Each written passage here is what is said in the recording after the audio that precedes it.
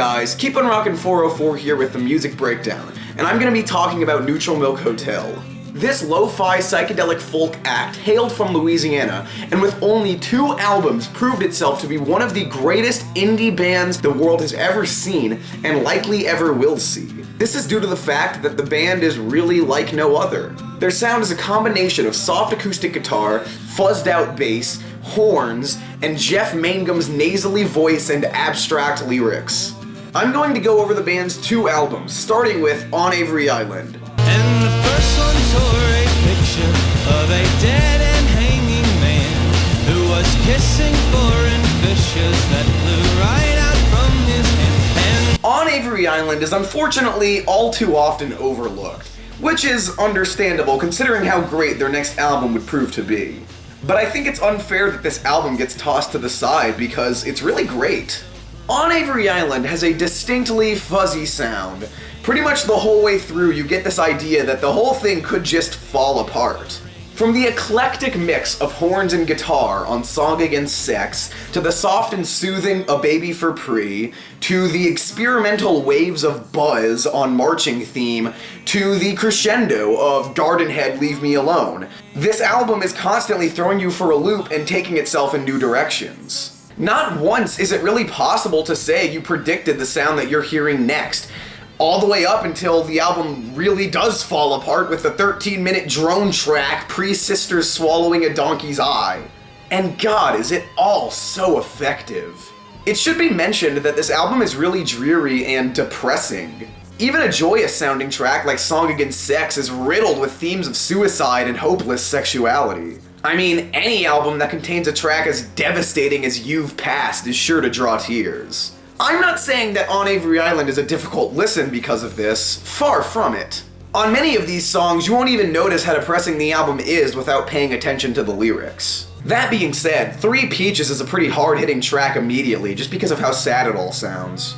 I'm not sure if Jeff Mangum dealt with suicide or suicide around him, but I wouldn't be surprised if he did, because this album just feels so genuine. The way this album ends is, in my opinion, the most memorable thing about it. It all begins with April 8th, which is a very eerie track up until its final lyric, knowing I am safe on the inside, like it's wrapped and drifting off to sea.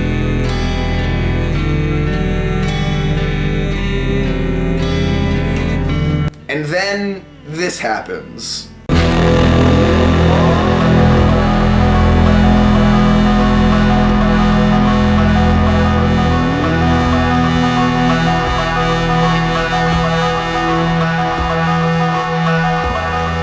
What follows are 13 minutes of sheer terror and dread.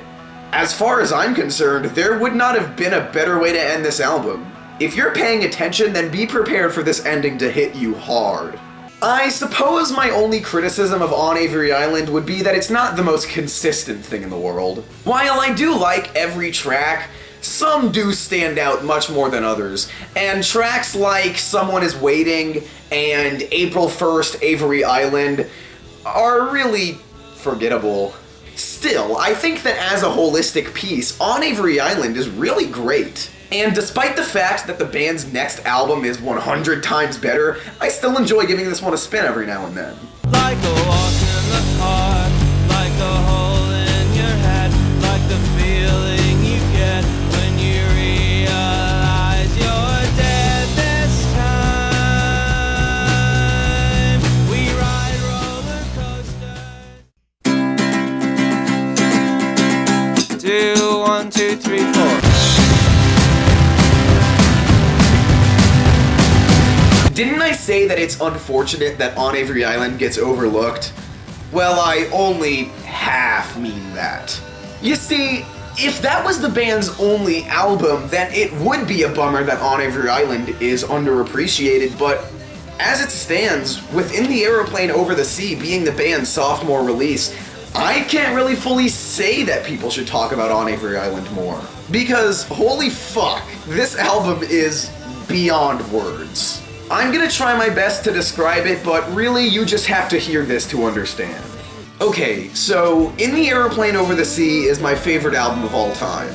I know I said in the Sgt. Pepper's review that that's my favorite album, but at the time I had made that video, I had only listened to like 10 albums. That's completely changed now, and I can say with 100% certainty that this is my absolute favorite.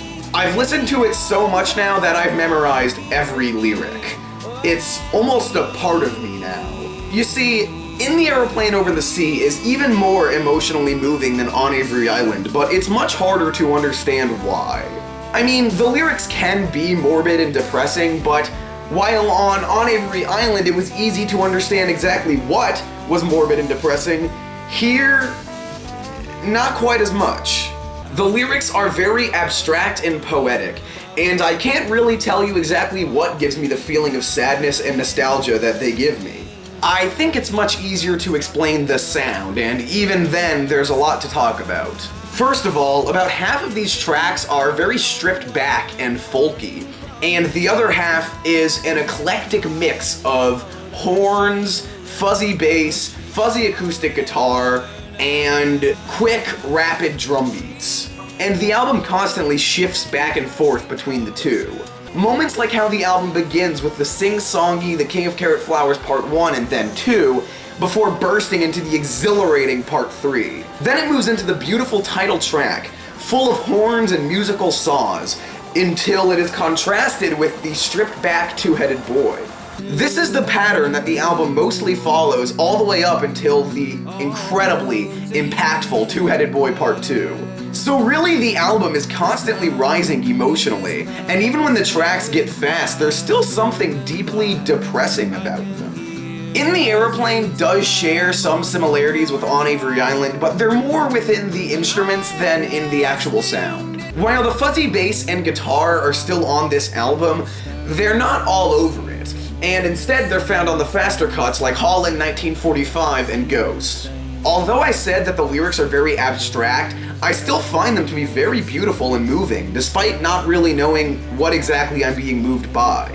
They're just so charming. And when Mangum begins singing about semen-covered mountaintops, Jesus Christ, Christmas trees, flesh-licking ladies, and holy rattlesnakes, you can't help but feel that there's something deeply meaningful about it all. And speaking of Jeff Mangum, have I mentioned that I love this guy's voice? It's so nasally and raw, yet so powerful, and if some crooner like Frank Sinatra was singing these lyrics, I honestly don't think they'd have nearly as much impact as they do here. His voice is just so essential to the equation.